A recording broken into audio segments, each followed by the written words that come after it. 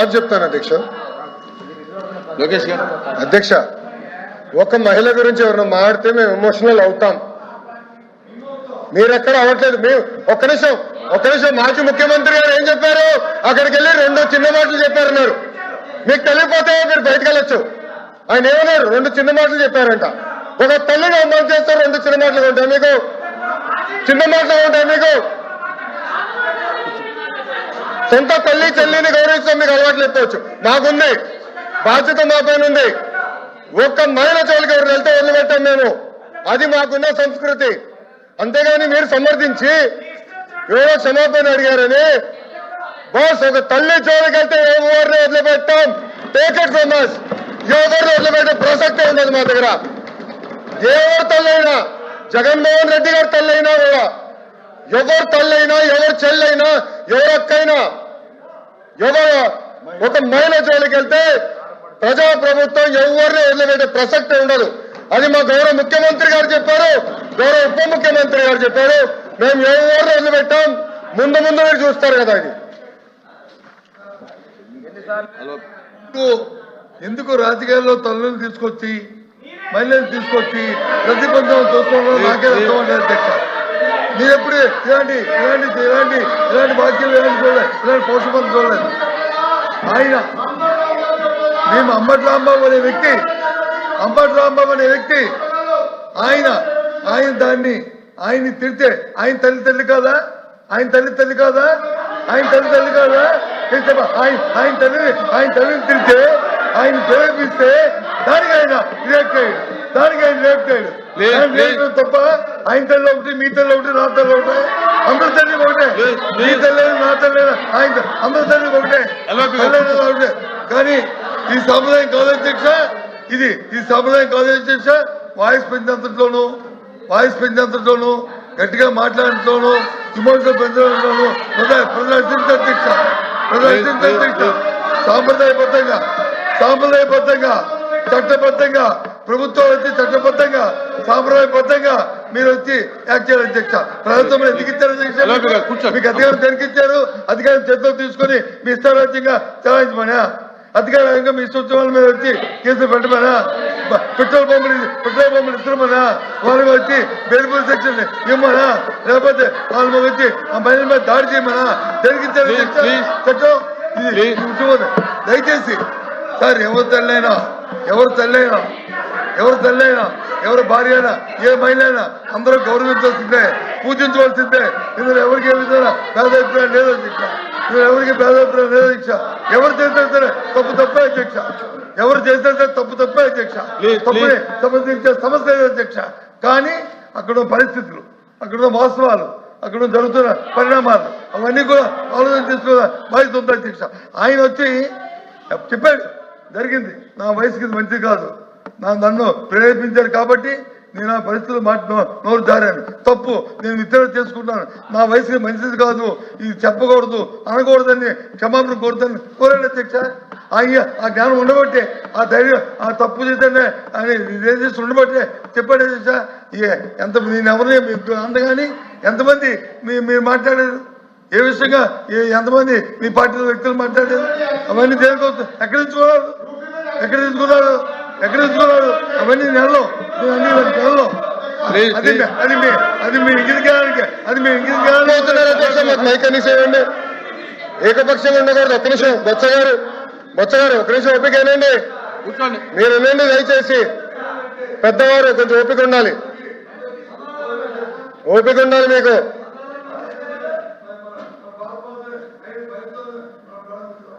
Okay please. ఒక్క నిమిషం అధ్యక్ష, ప్లీజ్ కంక్లూడ్ చేయండి. ఒక్క నిమిషం అధ్యక్ష. నెల్లూరులో వాళ్ళ మాజీ శాసనసభ్యుడు మా శాసనసభ్యురాల గురించి ఏం మాట్లాడారు అధ్యక్ష ఆ రోజు? దానికి సమాధానం లేదు. దాని తర్వాత ఒక్క నిమిషం సార్, మాట్లాడినండి. మీరు మాట అంటున్నా, మీ పార్టీ నాయకుడు వెళ్ళి సింపుల్ గా ప్రెస్ మీట్ లో 2 చిన్న మాటలు చెప్పారు. 2 చిన్న మాటలు. అది ఒక తల్లిని అవమానిస్తే 2 చిన్న మాటలండి. ఒక నాయకత్వం వహిస్తున్న వ్యక్తి మీరు చెప్పలా, మీ నాయకుడు, you are not the party president sir, you are not the party president, మీ నాయకుడు అని చెప్పాను నేను. మీ నాయకుడు బెంగళూరులో ఉండే నాయకుడు, మీ పార్టీ నాయకుడు ఏమన్నాడండి? 2 చిన్న మాటల. ఒక తల్లిని అవమానిస్తే 2 చిన్న మాటల. అంత చిన్న మాటల సార్ ప్లీజ్ ఎట్లవుతుంది సార్ ఇది?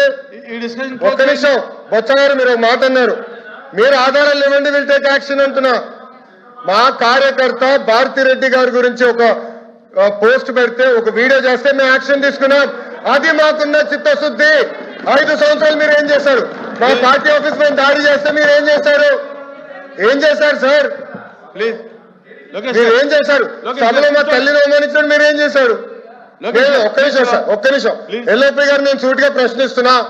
అంబటి రాంబాబు గారు ఇచ్చిన స్టేట్మెంట్ కరెక్టా రాంగా? మీరు తేల్చి చెప్పండి ఫస్ట్ మాకు. ప్లీజ్ ప్లీజ్ సార్, ఇంకా దీని కంటిన్యూషన్ లేదండి. ఇది కంటిన్యూషన్ ఆయన తర్వాత మీరు, మీ తర్వాత ఆయన అంటే ఇంకా ఎక్కడ అయ్యేది ఇది? నా రాంబాబు గారిని మీరు పెట్టిన ఏదైతే ఏ వాల్ పోస్ట్ అయితే పెట్టి అబ్యూజింగ్ చేస్తూ మీరు మాట్లాడారు కదా, మీరు మాట్లాడారు కదా, అబ్యూజింగ్ చేస్తూ ఆయన పెట్టినప్పుడు దానికి వెళ్తే ఆయన్ని చాలా ఆయన తల్లి గారిని చాలా దూషించిన వీడియోలు కూడా చూపెడతారు. దూషిస్తే ఆ ప్రెసిడెంట్ వచ్చి ఆయన వచ్చి మాట్లాడి ఇంటికి వెళ్ళిన తర్వాత రిలైజ్ అయ్యి విత్డ్రా చేసుకుంటే ఆయన దాడి చేస్తారా? ఆయన మీద దాడి చేస్తారా? ఏంటిది? అంతకుముందు ఇప్పుడు మళ్ళీ మీరు భారతదేశం పేరు తీసుకొచ్చారు. భువనేశ్వర్ గారిని మాట్లాడితే మన అవసరం ఏం చెప్పాను నేను? ఏ తల్లినైనా సరే, ఏ భార్యనైనా సరే, అందరం కూడా సార్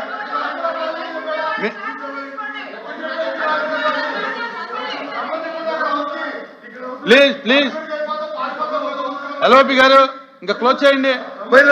లోకేష్ గారు ఇంకా క్లోజ్ చేయండి. దీన్ని చేసిన తప్పులు వచ్చి క్లోజ్ చేయండి. ఏదో ఎల్ఓపి గారు కూర్చోండి, కూర్చోండి. ఎల్ఓపి గారు కూర్చోండి, ప్లీజ్ కూర్చోండి.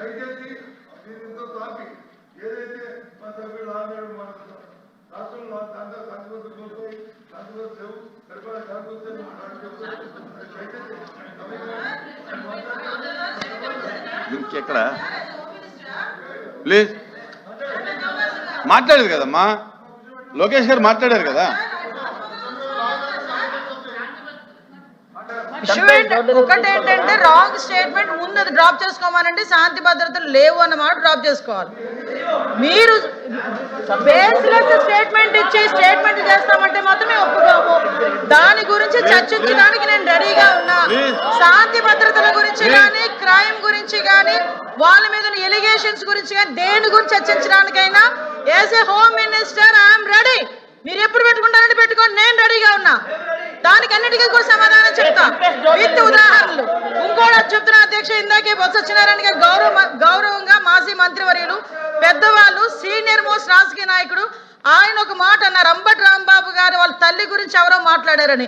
ఆధారాలు ఇవ్వమనండి, ఇమ్మీడియట్ గా యాక్షన్ తీసుకోకపోతే అప్పుడు అడగమనండి. ఇవ్వనండి ఆధారాలు, నేను ఇస్తా. ఇదే అంబటి రాంబాబు గారు బయటకు వచ్చి ఇష్టానుసారంగా మాట్లాడి మళ్ళా బయటకు వచ్చి క్షమాపణ చెప్పారని చెప్తున్నారు కదా. క్షమాపణ చెప్పే ఉద్దేశం అయితే విత్ ఇన్ పావు గంటలో వాళ్ళ ఇంట్లోంచి బయటకు వచ్చి మాట్లాడుతూ నా కుక్కను కూడా టచ్ చేయలేరు, ఏ పోలీసు వస్తాడు రమ్మనని చెప్పినప్పుడు ఆ మాట్లాడు గురించి మాట్లాడినట్టు అంటే ఇలాంటి మాట్లాడి రచ్చగొట్టేటట్టుగా మాట్లాడి నిన్న జైలు దగ్గరికి వెళ్ళి ఇట్ట పాడతాడు. ఆయన మాజీ మంత్రి అండి, ఏం మాట్లాడుతున్నారండి? ఏ సైకిల్ చేస్తున్నారండి? సమాజానికి ఎటువంటి మెసేజ్ ఇస్తున్నారండి? అలాంటి వ్యక్తి గురించి ఇలాంటి సభలో, పెద్దల సభలో ఇంత చర్చ అవసరమా? అసలు ఇంత అలాంటి వ్యక్తి గురించి అలాంటి అనకూడదు కానీ తల్లిని చెల్లిని కూడా మాట్లాడే వాళ్ళ గురించి ఈ రోజు ఈ సభలో, ఈ పెద్దల సభలో ఇంత చర్చ అవసరమా?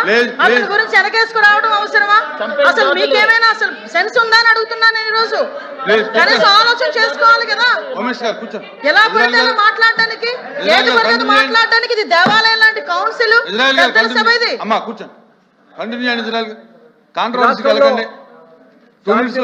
విషయంలో 2 minutes శాంతి భద్రతలు పూర్తిగా క్షీణించాయి అధ్యక్ష. ప్రజాస్వామ్యం కూని అయింది అధ్యక్ష. పోలీసులు ఉన్నారో లేదో తెలియట్లేదు అధ్యక్ష. అధ్యక్ష నేను మాట్లాడేటప్పుడు నేను పూర్తిగా మాట్లాడు మాట్లాడతాను స్వామి. అధ్యక్ష. మాట్లాడు. ఇదేంటి అధ్యక్ష? అధ్యక్ష స్వయంగా మాజీ మంత్రి గారి మీద, కార్ల మీద, ఇళ్ల మీద ధ్వంసం చేసి ఆఫీసులు తగలబెడితే నో పోలీస్ అధ్యక్ష. స్వయంగా ఒక బీసీ మంత్రి, బీసీ నాయకుడు జ్యోతి రమేష్ గారి ఇంటి మీద పెట్రోలు, యాసిడ్ కలిపి బాంబులు వేస్తే నో పోలీస్ అధ్యక్ష. అధ్యక్ష ఒక దళితుడిని చంపేస్తుంటే ప్లీజ్. నో పోలీస్ అధ్యక్ష. అధ్యక్ష మహిళల మీద ప్లీజ్, రేపు జరుగుతుంటే నో పోలీస్ అధ్యక్ష. చిన్నాళ్ళ మీద The house is adjourned for 5 minutes.